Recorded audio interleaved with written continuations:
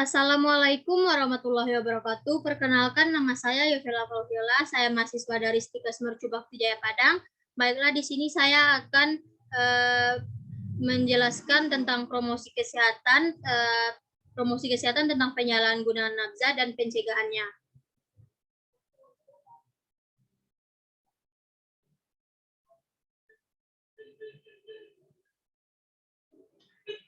Apa yang dimaksud dengan nafza?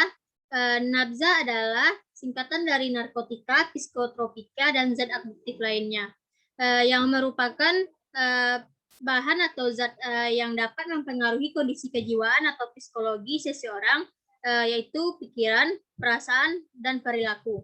Dapat menimbulkan ketergantungan fisik dan psikologi.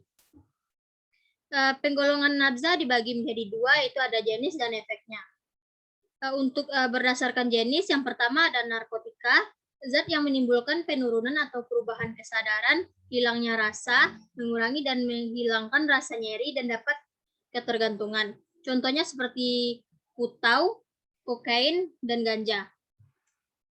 Selanjutnya ada psikotropi. Psikotropi yaitu zat atau obat yang berkhasiat psikoaktif melalui pengaruh selektif pada susunan saraf pusat yang menyebabkan perubahan khas pada aktivitas mental dan perilaku. Contohnya seperti ekstasi dan amfetamin. Yang selanjutnya yaitu zat adiktif. Zat adiktif lainnya adalah bahan atau zat yang berpengaruh psikoaktif selain narkotika dan psikotropika. Contohnya seperti rokok dan miras. Berdasarkan efek, ada 3, yaitu uppers, downers, dan all-round. Untuk uppers yaitu merangsang kerja organ tubuh seperti jantung dan otak, memberikan efek lebih senang dan bertenaga, meningkatkan kegairahan dan kesadaran. Contohnya seperti sabu, ekstasi, kokain, steroid, nikotin, dan kafein. Untuk downers yaitu menaikkan sistem saraf pusat, mengurangi aktivitas fungsional tubuh, memberikan efek tenang, membuat pemakai tidur dan tidak sadarkan diri. Contohnya seperti heroin, morfin, petidin, valium, alkohol, ganja, dan opium. Untuk arounders yaitu mengakibatkan pemakainya menjadi berhalusinasi. Pemakai melihat sesuatu yang sebenarnya tidak nyata seperti LCD, ganja, dan magic mushroom.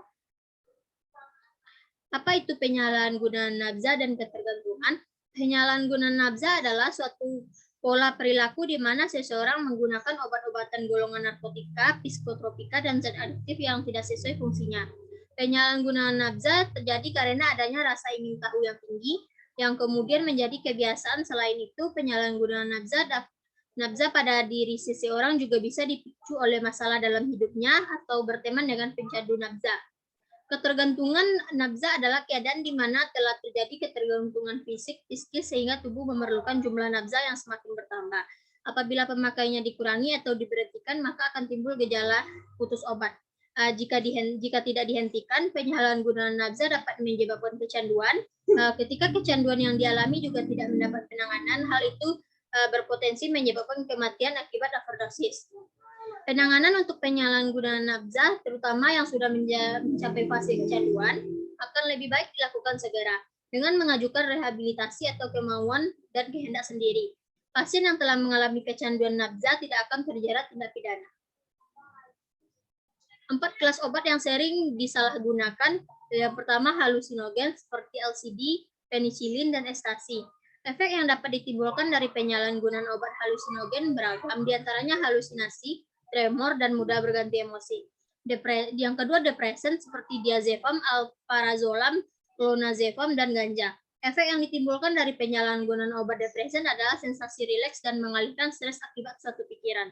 Yang ketiga, ada stimulon seperti dextroamphetamine, kokain, dan metapetamin atau sabu, dan amfetamin. Efek yang dicari atas penyalahgunaan obat stimulan adalah bertambahnya energi, membuat penggunanya menjadi fokus. Yang keempat ada opioid, seperti morfin dan heroin, yang sebenarnya adalah obat penahan rasa sakit, namun digunakan untuk menciptakan rasa kesenangan. Penyebab penyalahgunaan nafza. Penyalahgunaan nafza umumnya terjadi karena adanya rasa ingin tahu yang tinggi Di sisi lain, kondisi ini juga dapat dialami oleh penderita gangguan mental, misalnya gangguan bipolar atau skizofrenia. Seseorang yang menderita gangguan mental dapat lebih mudah menyalahgunakan nafza yang awalnya bertujuan untuk meredakan gejala yang dirasa. Selain rasa ingin tahu yang tinggi dan menderita gangguan mental, terdapat pula beberapa faktor risiko yang dapat meningkatkan risiko seseorang melakukan penyalahgunaan nafza. Yang pertama, memiliki teman yang seorang pecandu nafza, mengalami masalah ekonomi, pernah mengalami kekerasan fisik, emosi, atau seksual, memiliki masalah hubungan dengan pasangan, kerabat, ataupun keluarga. Yang selanjutnya itu fase dan gejala penyalahgunaan nafza. Ketika penyalahgunaan nafza tidak dihentikan dan terjadi terus-menerus, hal itu dapat menyebabkan kecanduan. Pada fase ini, gejala yang dirasakan dapat berupa keinginan untuk menggunakan obat terus-menerus setiap hari atau bahkan beberapa kali dalam sehari. Sering berjalannya waktu, dosis yang digunakan akan dirasa kurang dan muncul keinginan untuk meningkatkannya. Dan melakukan apapun untuk mendapatkan atau membeli nafza, bahkan hingga menjual barang pribadi. Muncul dorongan kuat untuk menggunakan nafza yang bahkan mampu menguburkan pikiran lain. Muncul kebiasaan untuk selalu memastikan bahwa nafza menjadi masih tersedia. Banyak waktu tersita untuk membeli, menggunakan, hingga memulihkan diri dari efek nafza. Dan tanggung jawab dalam bekerja tidak terpenuhi dan cenderung mengurangi aktivitas sosial. Ketika penderita telah mencapai fase kecanduan dan mencoba untuk menghentikan penggunaan, dia akan mengalami gejala putus obat atau sakau. Gejala putus obat itu sendiri dapat berbeda-beda pada tiap orang, tergantung keparahan dan jenis nafza atau narkoba yang digunakannya. Apabila nafza yang digunakan adalah heroin dan morfin atau opiot, maka gejalanya dapat berupa hidung tersumbat, gelisah, keringat berlebih, sulit tidur, sering menguap, nyeri otot. Setelah 1 hari atau lebih, gejala putus obat dapat memburuk. Beberapa gejala yang dapat dialami oleh penderita itu ada diare, kram perut, mual muntah, tekanan darah tinggi, sering merinding, jantung berdebar, penglihatan kabur, dan buram.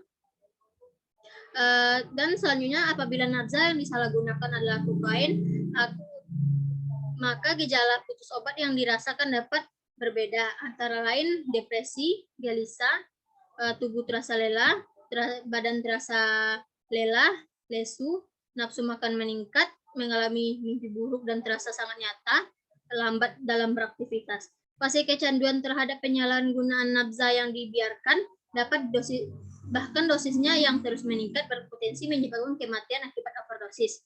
Ditandai dengan munculnya gejala berupa mual muntah, kesulitan bernafas, mengantuk, kulit dapat terasa dingin, berkeringat, panas, nyeri dada, dan penurunan kesadaran.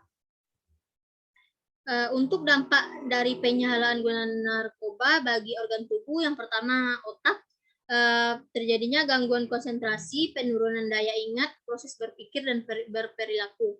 Dampak terburuknya yaitu dapat mengakibatkan kerusakan permanen pada otak.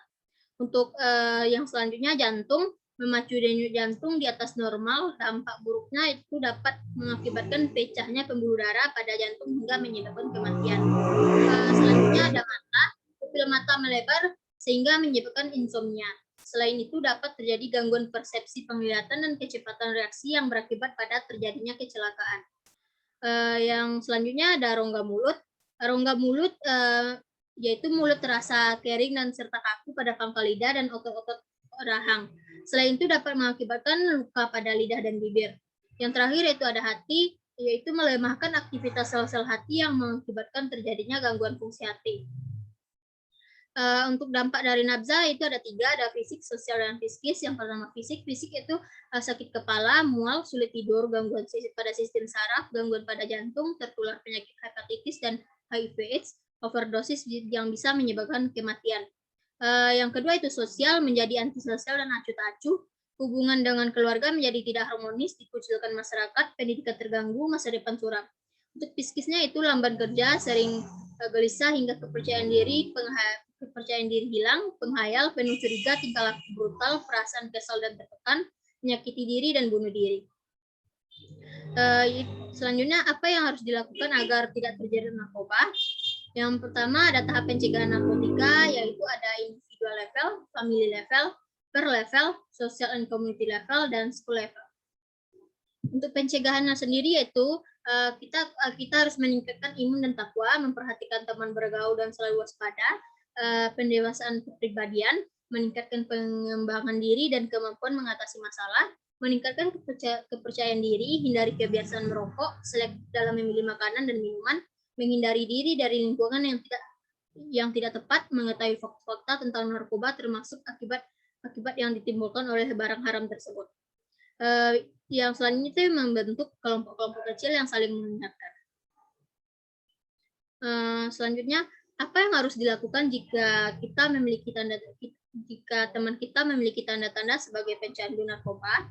Yang harus kita lakukan itu tetap berteman tapi tidak ikut memakai narkotika, tunjukkan rasa kepedulian kita terhadap mereka, gali keadaan emosi dan kehidupan sosialnya, ajak keluar dari jerat narkotika, jelaskan dampak buruk dari pemakaian narkotika kepada mereka, dan diskusikan cara mempertahankan diri dan menghindari penggunaan kembali. Apabila sudah parah, bisa hubungi tim ahli. Ini adalah gambaran orang-orang yang pecandu narkoba. Ini adalah narkoba terbukti perusak tubuh. Terima kasih. Baiklah, sampai di sini dulu penyuluhan tentang penyalahgunaan nafza dan cara pencegahannya. Kalau ada kata-kata saya yang salah, mohon dimaafkan. Saya tutupi dengan Assalamualaikum warahmatullahi wabarakatuh.